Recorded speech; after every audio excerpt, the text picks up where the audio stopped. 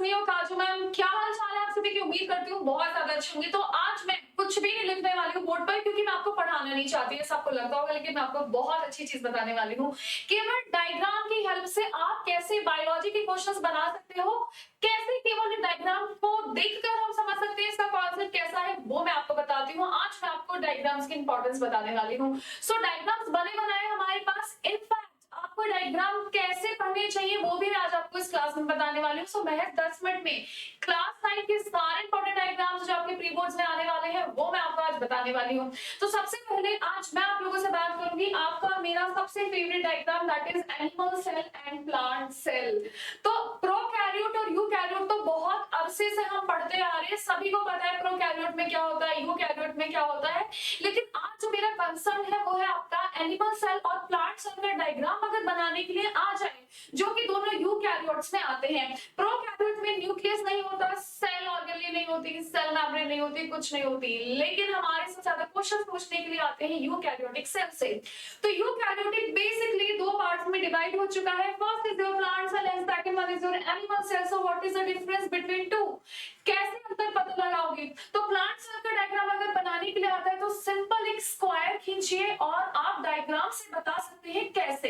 तो सबसे पहले मैं आपको बताना चाहती हूँ कि अगर मैं यहाँ से ये गायब कर दूं कि प्लांट सेल है ही नहीं, लेकिन डायग्राम में क्लियरली मेंशन है सेल वॉल, तो मैं समझ जाऊंगी प्लांट का ये हिस्सा है भाई, क्योंकि सेल वॉल सिर्फ आपके प्लांट के अंदर प्रेजेंट होती है, हमारे अंदर नहीं होती।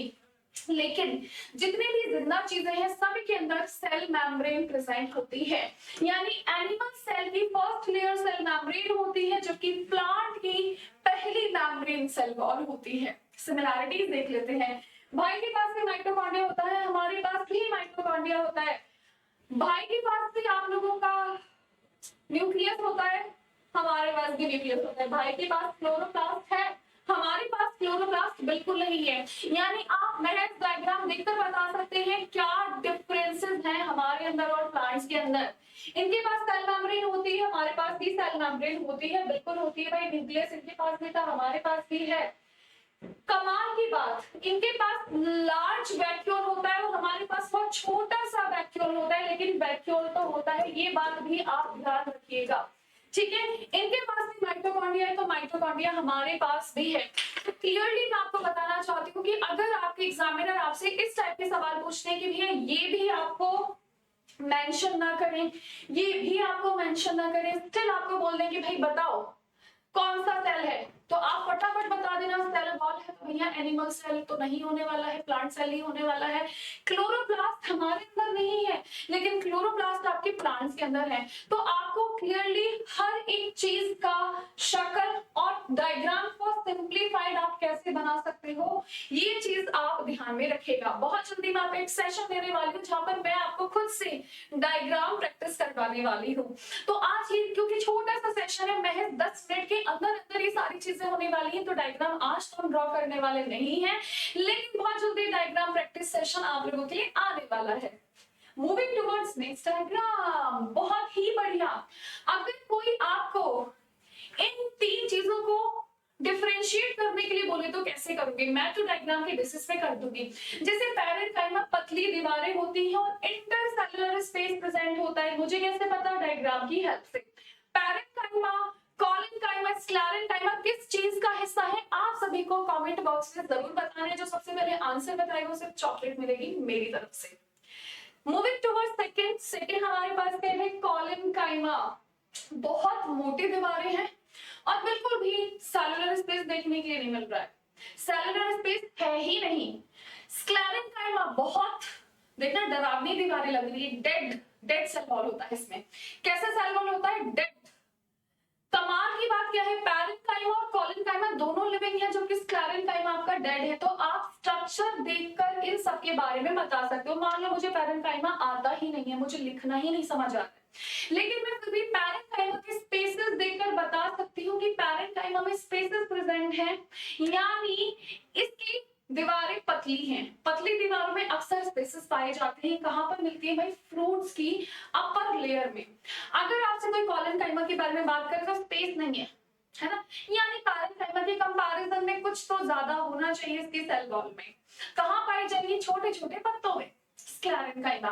कोकोनट के आउटर पार्ट में पाया जाता है हमारा और आपका प्यारा स्क्लेरेंकाइमा। तो ये सारी चीजें आप लोगों को बराबर ध्यान में रखनी है। चलिए बढ़ते हैं थोड़ा सा आगे की तरफ। नेक्स्ट, अरे दादा ये क्या पूछ लिया, जाइलम और फ्लोएम कैसे बनाना है डायग्राम, 4 नंबर का क्वेश्चन आ गया। तो कैसे बनाना है भाई, तो जाइलम में आपको क्या ध्यान में रखना है कि no cell are not living, outer cell बिल्कुल भी लिविंग नहीं होते, यूनिडायरेक्शनल होता है, इसलिए हमने एक एक एरो ऊपर जाता दिखाया है।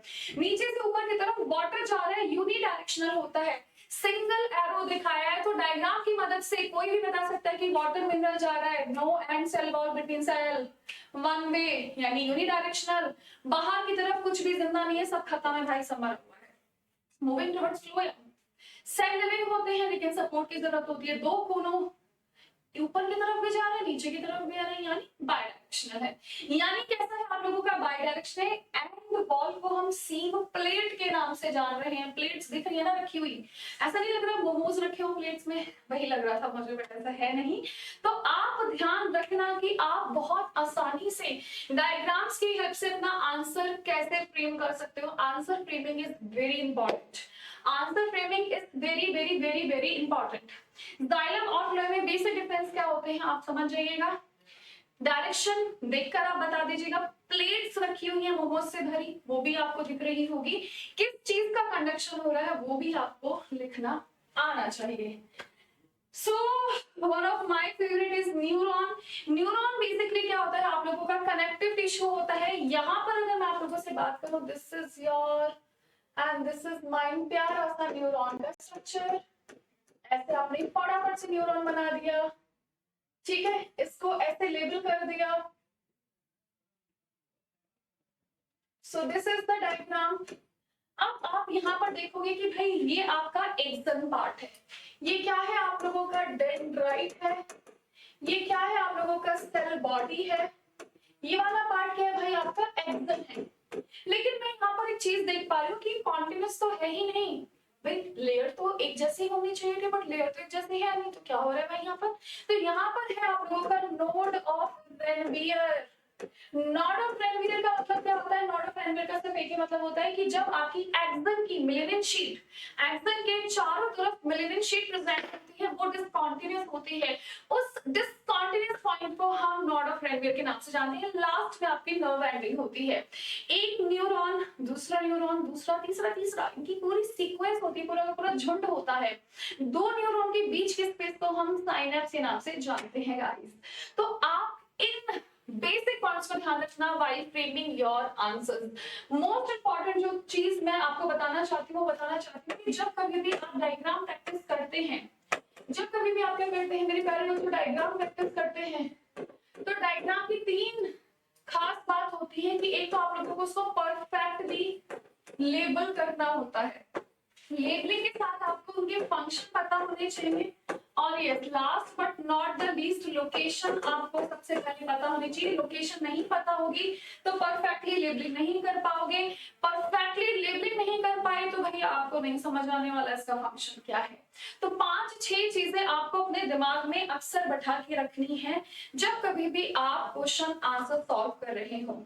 यहाँ पर 2-3 चीजें मैं आपको और बता देना चाहती हूँ। जैसे कभी कभी आप लोगों को ऐसे लीफ बनाकर दिखा दिया जाता है कि भाई this is a particular leaf, ये ना लीफ पर वाटर के ड्रॉपलेट्स हैं।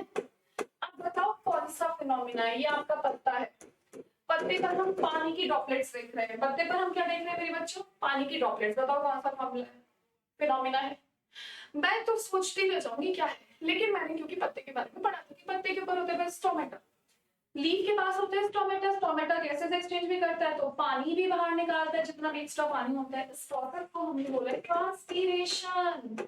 अब मैंने इतना परफेक्ट आंसर कैसे दे दिया, क्योंकि मैंने फिनोमिना पढ़ा है, पढ़ाई नहीं सब डायग्राम्स में देखा भी। तो डायग्राम्स की बहुत इंपॉर्टेंस होती है आपकी लाइफ में। ऐसा बिल्कुल भी मत समझना कि भाई डायग्राम जीवन बर्बाद कर देते हैं, डायग्राम तो इंपॉर्टेंट नहीं होते, diagrams are very much important.